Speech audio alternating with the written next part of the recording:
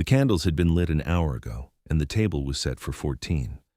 Sylvie Calder, Duchess of Ashmore, stood at the far end of the dining room and counted the place settings twice, though she had already confirmed them with Mrs. Holt that morning. 14 chairs, 14 arrangements of silver and crystal and bone china, each positioned with the precision that Ashmore House demanded of its staff and its mistress alike. She touched the edge of a wine glass, adjusted it a quarter inch to the left, and let her hand fall to her side. The letter was in the pocket of her gown. She had found it 3 days earlier in the second drawer of Edmund's writing desk, not hidden, not sealed, simply lying beneath a sheet of parliamentary correspondence as though it were nothing of consequence. A single page, folded once, written in Edmund's careful hand. She had not been looking for it. She had been looking for the household ledger, which Ferris had said Edmund had taken upstairs to review. The drawer had been slightly open. The page had caught her eye because the ink was fresh, and the paper was not the heavy stock Edmund used for House of Lords business, but the lighter cream-colored sheet he used for personal correspondence. She had read it standing at his desk with the afternoon light falling across her hands. It was a proposal. Not of marriage. Edmund was already married, and the law did not permit what the heart apparently entertained, but of something worse in its way. A proposal of devotion, a declaration written in the language of permanence, of future, of chosen attachment. Every sentence was crafted with the same deliberation Edmund brought to his speeches in the House of Lords, the same measured precision he used when addressing matters of estate policy with Ferris. He had not dashed this off in passion. He had composed it, revised it, perhaps.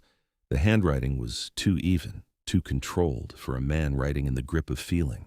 The letter was addressed to Miss Pryce. Sylvie had read it once, then again, then folded it along its original crease and placed it back beneath the parliamentary papers. She had closed the drawer. She had found the household ledger on the shelf behind his chair, where Ferris had evidently returned it after Edmund had finished.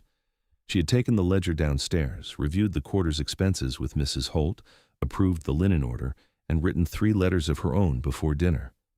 She had not cried. She had not, in fact, felt the urge to cry.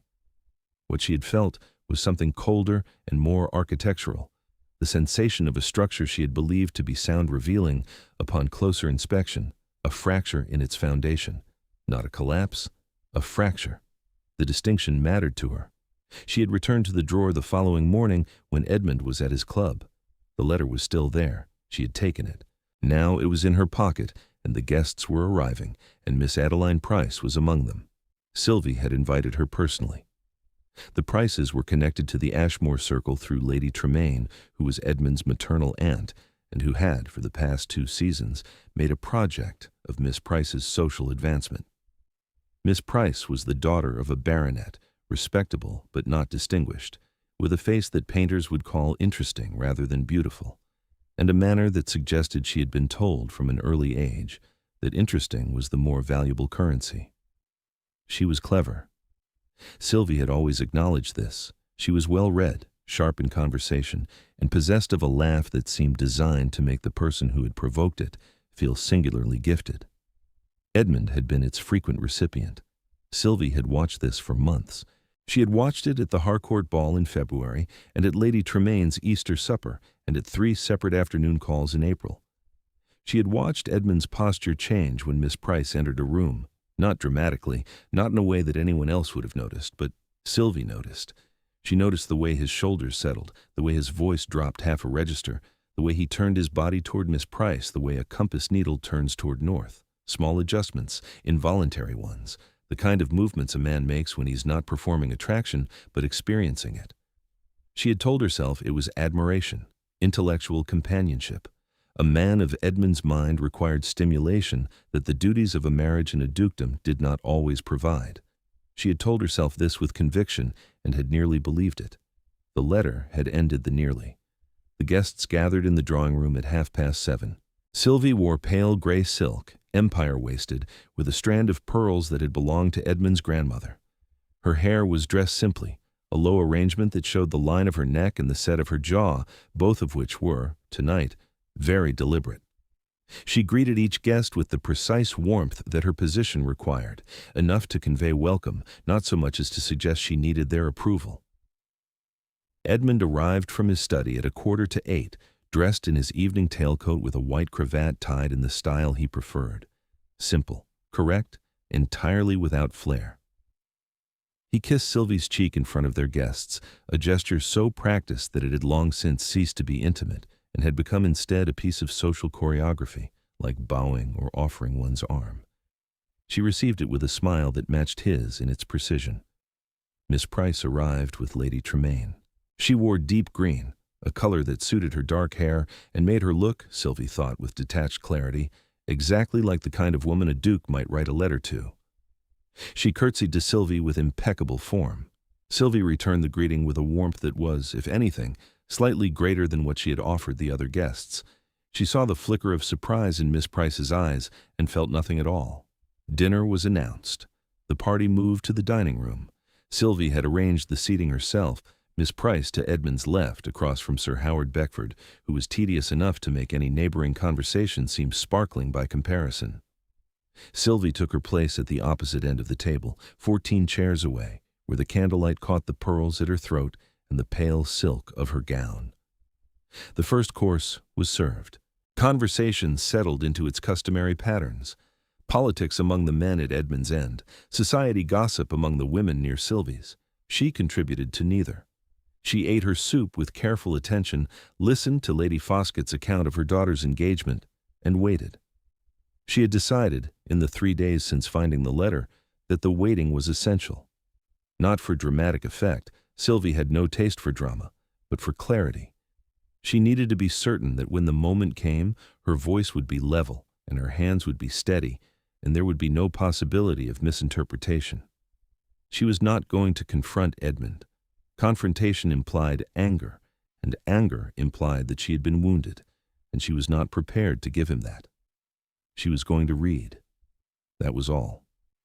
She was going to read aloud, as one might read a passage from a novel that had caught one's attention or a piece of correspondence that seemed relevant to the table's conversation. The second course arrived. Roast pheasant, dressed vegetables, a sauce that Mrs. Holt had discussed at length with the cook. Sylvie ate little. She could feel the letter against her thigh through the silk of her gown, the paper warm from her body, the edges softened from 3 days of being carried. Edmund was speaking to Miss Pryce. Sylvie could not hear the words from her end of the table, but she could see the angle of his body, the slight lean, the way his fingers rested on the stem of his wineglass without lifting it. Miss Pryce laughed, that particular laugh, the one that made its recipient feel chosen, and Edmund's mouth curved in response. Sylvie set down her fork. "I wonder," she said, and her voice carried the length of the table with the ease of a woman who had been trained to project, without raising her pitch, "whether the company might indulge me in a small reading."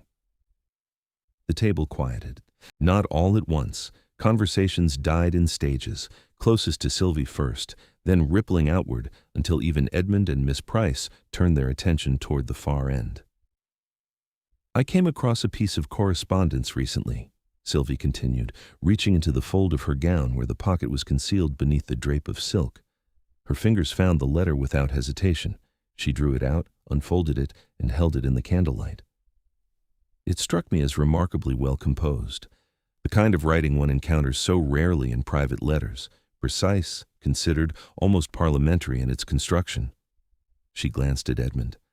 I thought it deserved a wider audience. Edmund's expression did not change. Not yet. He was watching her with the mild, polite attention of a host whose wife was making an unexpected contribution to the evening's entertainment. He did not recognize the paper. He could not, from 14 chairs away, see his own handwriting. Sylvie began to read. "My dearest Miss Pryce!" The name landed on the table like a stone dropped into still water. Sylvie saw it register, first on Miss Pryce's face, which went very white, and then on Edmund's, which went very still. Lady Tremaine's hand stopped halfway to her glass. Sir Howard Beckford looked up from his pheasant with the bewildered expression of a man who had not been following and was now, suddenly, riveted. Sylvie did not pause. Her voice remained exactly as it had been, clear, even, conversational. "I write to you not from obligation, but from certainty. You must know by now that my regard for you is not the passing admiration of a man entertained by clever company. It is something I have attempted to govern and have failed. You have become necessary to me, not in the way that air or sustenance is necessary, for those are things a man cannot choose to need, but in the way that music is necessary to the person who has once heard it played well. One can survive without it, one simply does not wish to. The silence in the room had acquired weight. Sylvie could feel it pressing against the walls, against the windows, against the careful arrangement of silver and crystal that she had adjusted that afternoon. She turned the page slightly to catch the candlelight and continued. I am aware of the constraints that bind me. I do not speak of divorce, for that is neither possible nor desired. I speak of devotion, the kind that exists not in defiance of duty, but alongside it, as a separate and private truth. I ask nothing of you that would compromise your standing or your honor. I ask only that you permit me to regard you as you deserve to be regarded, as the woman I would have chosen, had choice been available to me. Sylvie heard a sharp intake of breath from somewhere to her left. Lady Foskett, perhaps, or Mrs. Alderman. She did not look. She kept her eyes on the letter, on Edmund's handwriting, on the careful loops and measured spacing of a man who had drafted and redrafted his betrayal until it met his standards of eloquence. You are the conversation I look forward to, the silence I find restful, the presence that makes every room more habitable. If this is presumption, I accept the charge. If it is devotion, I ask you to accept the offering, yours in whatever capacity you will permit. Edmund. Sylvie folded the letter along its original crease. She placed it on the table beside her plate, precisely aligned with the edge of her place setting. She picked up her wineglass, took a small sip, and set it down again. She said nothing else. There was nothing else to say. The letter had said everything, and she had merely been its instrument, a reader, nothing more. The words were his, the silence was hers. Edmund had not moved. His hands were flat on the table on either side of his plate, and his face had the quality of something carved, rigid, bloodless, absolutely controlled. He was looking at Sylvie across the length of the table, across the 14-place settings and the candelabra and the flower arrangements that she had approved that morning, and his expression was not anger or shame, but something Sylvie had never seen on his face before. Recognition. The slow, devastating recognition of a man who has been confronted not with an accusation, but with a mirror. Miss Pryce stood. Her chair scraped against the floor, a sound that in the silence seemed almost violent. She murmured something that might have been an apology or might have been nothing at all, and she walked out of the dining room with the careful, measured steps of a woman who was determined not to run. Lady Tremaine followed a moment later, her face the color of old parchment. The remaining guests sat in the particular stillness of people who understood that they had witnessed something they would be discussing for the remainder of the season, and who were, for the moment, too stunned to begin. Mrs. Alderman's hand was pressed flat against her collarbone. Colonel Whitfield, who had survived Waterloo and prided himself on composure under fire, was gripping his dessert spoon as though it were a weapon. Even the footmen had gone motionless along the walls, their training overridden by the simple human instinct to freeze in the presence of something unprecedented. Sylvie allowed the silence to hold for precisely long enough to ensure that everyone in the room understood its meaning. Then she broke it, not with an explanation, not with an apology, but with the one thing no one expected. Sylvie turned to Lady Foskett. "The pheasant is excellent tonight," she said. "Mrs. Holt sourced them from the Ashmore estate. The gamekeeper has had a remarkable year." Lady Foskett opened her mouth, closed it, and then with the instinct of a woman who had survived 40 years in society, said, "How fortunate. We must compliment the kitchen." The dinner continued. It was, by any external measure, a catastrophe, but Sylvie conducted the remainder of the evening with the serene efficiency of a woman who had simply shared an interesting piece of writing and was now enjoying her meal. She directed conversation toward safe harbors, the refurbishment of the pump room and bath, the new plantings at Kew, the expected attendance at Almack's the following Wednesday. The guests followed her lead with the desperate gratitude of drowning swimmers offered a rope. Edmund said nothing for the remainder of the meal. He ate mechanically, responded to direct questions with monosyllables, and did not look at Sylvie again. When the ladies withdrew after dinner, the gentlemen remained for port in a silence that even Sir Howard Beckford could not fill. The guests departed early. Lady Foskett was the first to call for her carriage, claiming a headache that no one believed and everyone was grateful for, because it gave the others permission to follow. Sir Howard Beckford lingered longest, as was his habit, seemingly unaware that the evening had contained anything unusual, or perhaps, Sylvie thought, simply too dense to recognize a detonation when it occurred at the dinner table rather than on a battlefield. He complimented the pheasant twice on his way out. Sylvie thanked him twice with identical warmth. She stood in the entrance hall as the last carriage pulled away, listening to the hooves on the gravel and the creak of wheels turning toward the London road. The night air came through the open door, cool for June, carrying the scent of the garden's climbing roses and the distant mineral smell of the Thames. She breathed it in. She let it fill her lungs and hold there for a moment before releasing it. Mrs. Holt appeared at the far end of the hall, her ring of keys catching the candlelight. "Shall I have tea brought to the drawing-room, Your Grace?" "Yes, please. And Mrs. Holt, take your time clearing the dining-room. There is no urgency." Mrs. Holt's expression did not change, but her eyes moved, a fractional shift that told Sylvie the housekeeper understood that this instruction was not about the clearing. "Of course, Your Grace." Sylvie closed the front door herself. The bolt slid into place with a sound that was, in the empty hall, surprisingly final. She was in the drawing-room when Edmund entered. She was seated in the chair nearest the fire, not her usual chair, which was by the window, but the one that faced the door. She had chosen it deliberately. She was embroidering a corner of a handkerchief, a task so mundane, so domestic, that it served as its own kind of statement. She did not look up when he came in. She finished a stitch, set the needle down, and then raised her eyes.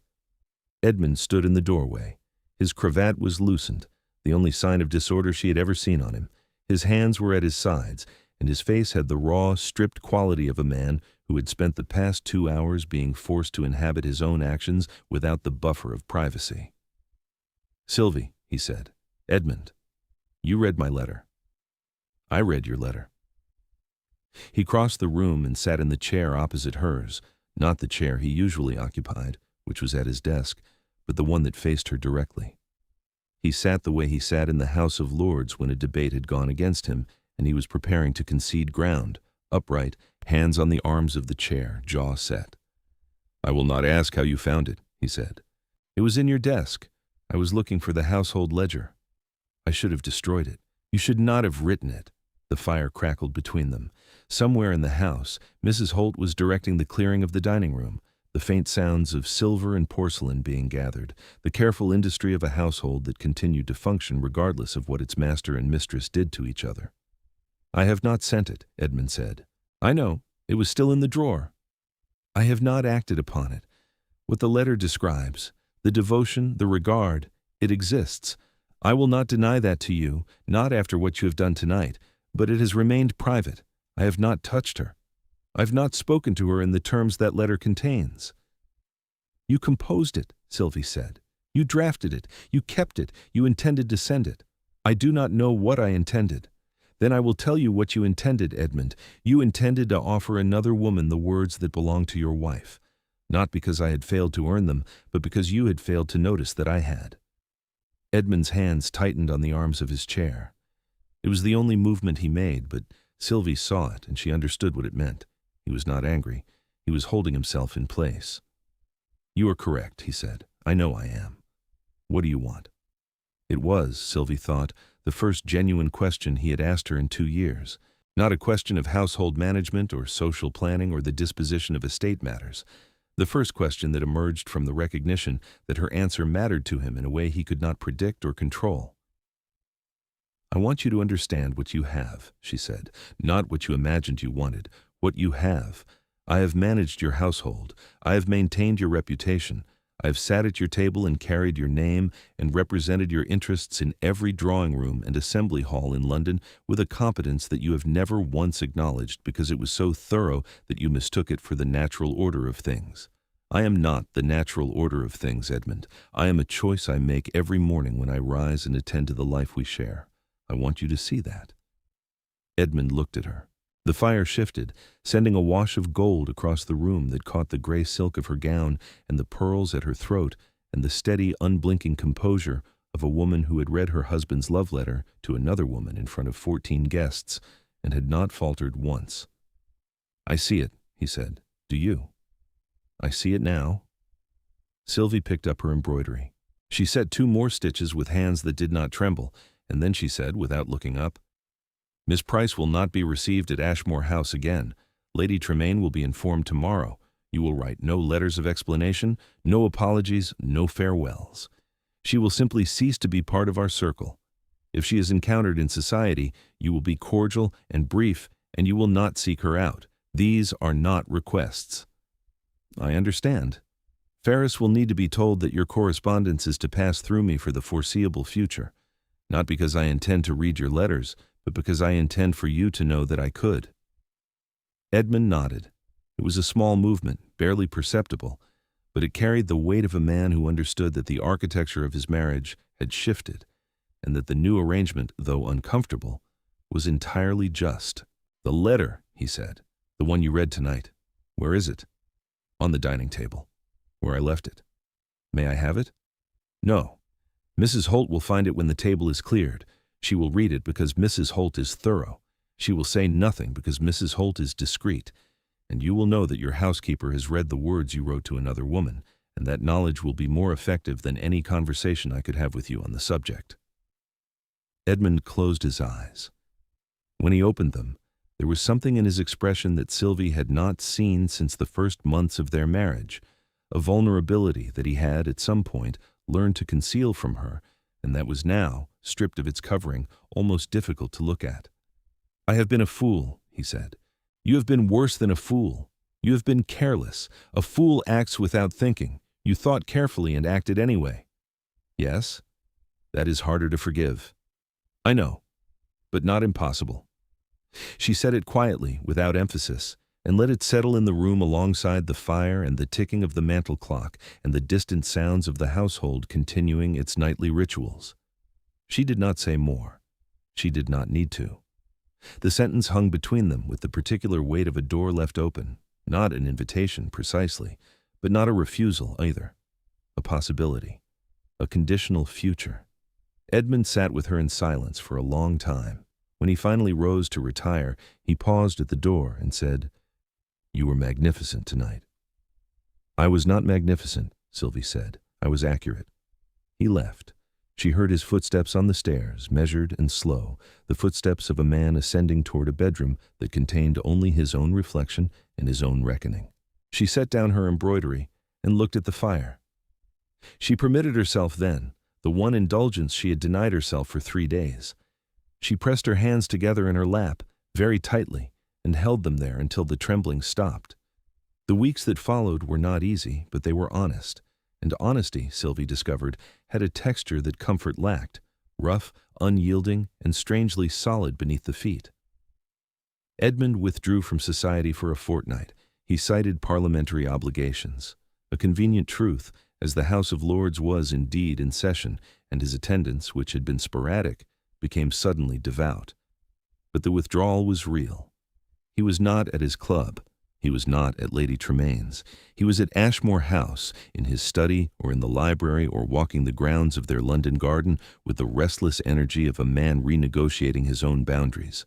Sylvie encountered him one morning in the breakfast room, earlier than his custom, before the post had arrived, before Ferris had brought the day's correspondence. He was sitting with a cup of tea that had gone cold, staring at the chair across from him. Her chair. When she entered, he stood, not the perfunctory half-rise of a man acknowledging his wife's presence out of habit, but the full, deliberate rise of a man greeting someone whose arrival altered the room. He pulled out her chair. He had never done this before. In 4 years of marriage, the footman had always performed this duty, and Edmund had always been behind his newspaper. Sylvie sat. She said nothing about the chair. She poured herself tea from the pot and selected a piece of toast. But she noted it. She noted everything, as she always had. The difference now was that what she noted had begun to matter. Ferris reported to her on the Tuesday of the second week that the Duke had requested a full accounting of the estate improvements she had authorized over the past year. Not to review or challenge them, Ferris said, but to understand them. He'd spent an entire afternoon with the ledgers, tracing her decisions through their outcomes, the repaired cottages, the new drainage on the north field, the revised tenancy agreements that had reduced arrears by 1/3.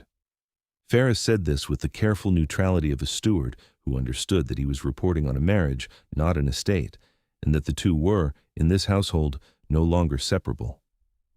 Sylvie did not pursue him. She did not soften her terms or revisit the conversation in the drawing room. She continued to manage the household, to receive callers, to attend the engagements that required her presence. She was, in every observable particular, exactly the Duchess she had always been. The difference was that Edmund was now watching, and what he saw, because he was finally looking, was the scale of what she did. He saw that the menus were not simply competent, but strategic, that she calibrated every dinner party to the political alliances he was cultivating, that she seated his adversaries beside his most persuasive friends, that she chose wines that flattered the palates of men whose votes he needed. He saw that the household accounts she managed were not merely balanced but optimized, that she had renegotiated the coal contract, restructured the servants' wages to retain the best staff, and redirected savings toward the tenant cottages on the Ashmore estate, which she had been quietly improving for over a year without his knowledge. He saw that the letters she wrote, to his mother, to his political allies, to the wives of men he needed, were not social pleasantries, but a form of statecraft conducted with a subtlety that he, for all his parliamentary training, had never matched. He saw her. Miss Pryce departed London before the end of the season. Lady Tremaine, who understood the situation with the grim clarity of a woman who had survived her own marital disappointments, facilitated the withdrawal without protest. She called on Sylvie 3 days after the dinner, arriving at the precise hour when callers were received, announced by Mrs. Holt with the careful formality that suggested the housekeeper understood exactly who was arriving and why. Lady Tremaine sat in the drawing-room with her gloves still on, which told Sylvie she did not intend to stay long, and said, "I did not know about the letter." "I believe you," Sylvie said. "I encouraged the friendship. I thought it was companionship. I was wrong." "You were not wrong. It was companionship. It was also more, and the more is what matters." Lady Tremaine nodded. She left within the quarter hour. They did not speak of it again, but the understanding between them, the particular unspoken compact of two women who had navigated the limits of what marriage permitted and what it demanded, endured. Miss Pryce accepted an invitation to stay with cousins in Derbyshire and did not return. There were rumors, of course.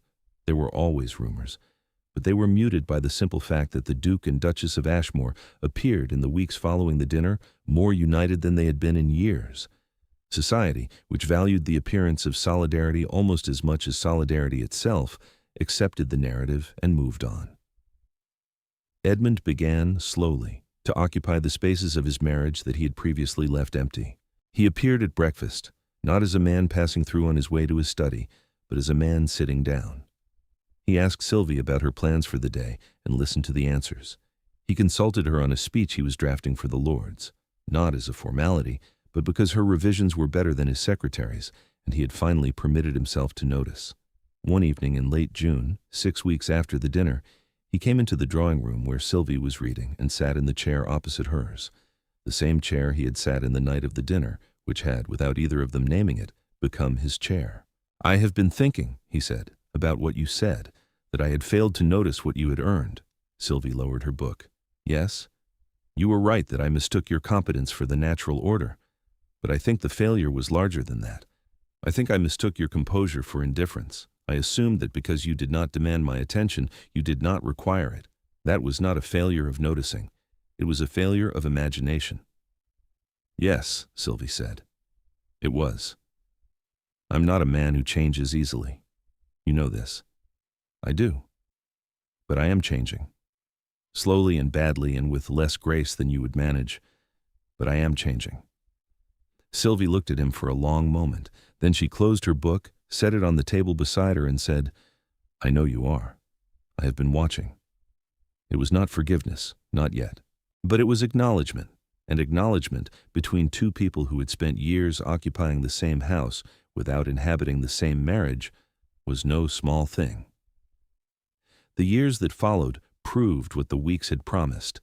Edmund became, by degrees and then by habit, and then by genuine inclination, the husband that Sylvie had not asked for but had deserved. He did not become demonstrative, that was not his nature, and Sylvie would not have trusted it if he had. He became attentive, he became present.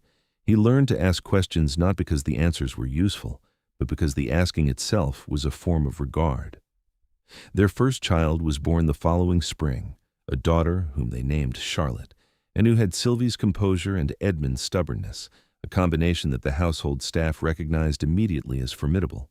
A son followed 2 years later. George, quieter than his sister, with a habit of watching before speaking that reminded Sylvie, with a pang of recognition, of herself. Ashmore House filled with the particular noise of children being raised by parents who had learned through difficulty to occupy the same rooms. Edmund taught Charlotte to ride before she was 5.